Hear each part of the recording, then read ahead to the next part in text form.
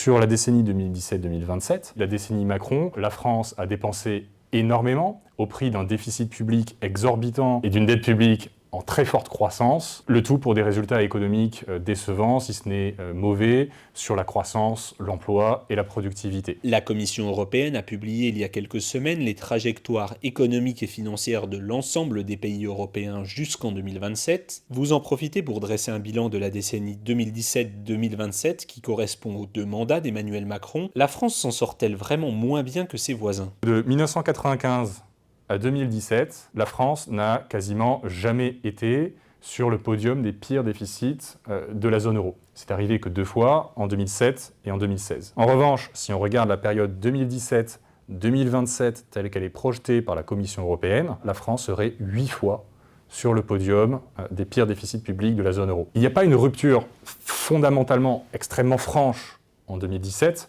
En revanche, on voit qu'il y a un point de bascule dans la gestion relative des finances publiques en France par rapport au reste de la zone euro au tournant du milieu des années 2010. Et contrairement à certaines idées reçues, la France ne s'est pas endettée comme les autres pays européens. La France est beaucoup plus endettée que ses voisins. Si on regarde le déficit public, aujourd'hui, la France, c'est le pire déficit public de la zone euro. Et ce sera encore le pire déficit public de la zone euro en 2025 si on en croit les dernières prévisions économiques. Ces recettes publiques sont pourtant très élevées. La France est le pays le plus taxé de la zone euro. Mais malgré tout, on arrive à avoir des dépenses publiques supérieures à ces recettes. Et comment on fait pour dépenser de l'argent qu'on n'a pas ? Eh bien, tout simplement, on l'emprunte, et on emprunte massivement.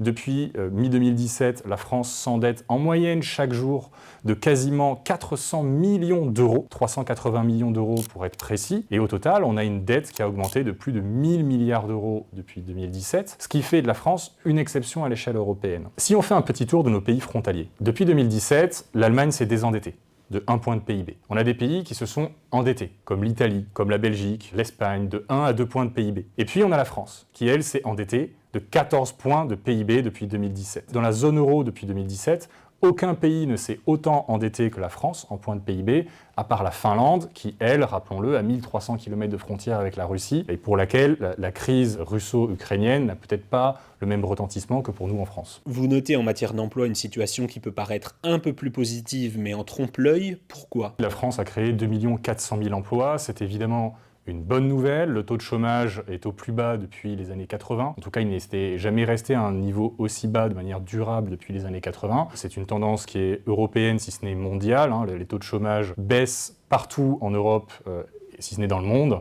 La France ne fait pas exception, c'est tant mieux. Et la deuxième chose, qui est cette fois-ci un peu plus préoccupante, c'est sur la nature des emplois créés et la manière dont ils ont été créés. On s'aperçoit qu'il y a 600 000 emplois qui sont des apprentis, 600 000 emplois qui sont des emplois non salariés, en grande partie dans des secteurs à faible valeur ajoutée, comme la livraison de colis, la livraison de repas. Et puis nous avons sur le lot, sur ces créations d'emplois, 8% d'emplois qui sont des fonctionnaires et autres agents de la fonction publique. Au total, ces créations d'emplois ont coûté beaucoup.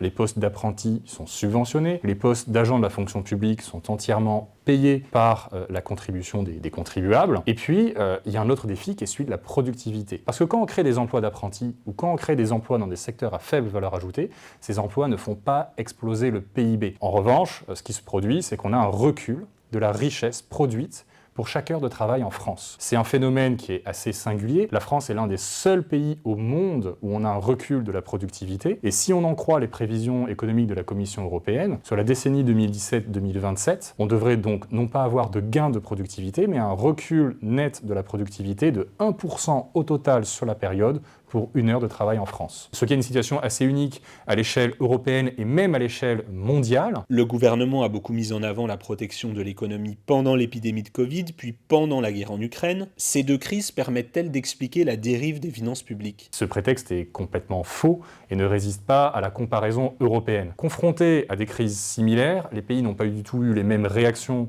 en termes de gestion de leurs comptes publics. Et d'ailleurs, c'est depuis la crise Covid que les finances publiques en France dérapent particulièrement par rapport à celles de nos voisins. Depuis 2020, l'immense majorité des pays de la zone euro se sont désendettés. En France, cette année, en 2025, pour la première fois, on est passé au-dessus du record d'endettement public de 2020. Aujourd'hui, la France est davantage endettée qu'en plein cœur de la crise Covid. On a rajouté de nouvelles dépenses qui subventionnent la consommation. Des chèques culture, des chèques énergie, des boucliers fiscaux qui protègent et incitent à la consommation, mais qui en parallèle créent davantage de dépenses, financées soit par les impôts, soit par la dette, et qui finissent toujours par peser sur le travail et sur les forces productives du pays. Cette situation pèse considérablement sur la capacité de la France à faire face à l'avenir. L'endettement n'a pas financé la croissance économique, il n'a pas financé la prospérité, on n'a pas financé l'avenir, on a en réalité continué à vivre à un train relativement élevé, avec une protection sociale confortable, mais le tout financé à crédit. Et à la fin, ce sont les générations futures et les jeunes d'aujourd'hui qui paieront la facture. Les débats budgétaires actuels vous semblent-ils prendre la mesure de la situation que vous décrivez ? On a un dérapage des comptes publics, un dérapage de notre économie, un déclassement sur un certain nombre de critères. Tout ça se fait dans un certain aveuglement. Un exemple, le Conseil d'orientation des retraites, qui est chargé de planifier en partie notre système de retraite, ou en tout cas de faire des propositions et de modéliser sa trajectoire, qui aujourd'hui, dans son scénario de référence, modélise des gains de productivité de 1% par an. Or, ce que nous dit la Commission européenne, c'est que sur la décennie 2017-2027, déjà on ne devrait pas avoir de gains de productivité, on devrait avoir un recul de la productivité au total de 1% sur une décennie. Aujourd'hui, on a un manque très regrettable de lucidité sur l'état de notre pays, sur son déclassement, et qui nous pénalise plus qu'autre chose, parce que pour qu'on reparte du bon pied, il faudrait des réformes structurelles. Le débat budgétaire est l'occasion d'observer une chose, l'horizon politique se situe à 1 an. Donc là, la priorité, c'est de boucler un budget qui permette de survivre à l'année 2026. Or, aujourd'hui, l'urgence n'est pas tellement aux rustines pour permettre de colmater 1 milliard par-ci, 1 milliard par-là dans le budget de l'année 2026. L'urgence maintenant est de réfléchir aux réformes structurelles pour relancer la croissance, assainir nos comptes publics et assurer que les forces vives du pays pourront contribuer à la hauteur des besoins de notre société, tout en ayant une fiscalité qui permette aussi de générer de la richesse. Or, aujourd'hui, ce qui manque à notre pays, c'est la lucidité sur les risques que nous encourons, la lucidité sur la trajectoire de notre pays, et sans cette prise de conscience sur le déclassement qui est le nôtre, toutes les réformes qu'on risque de bâtir risquent d'être bâties sur du sable.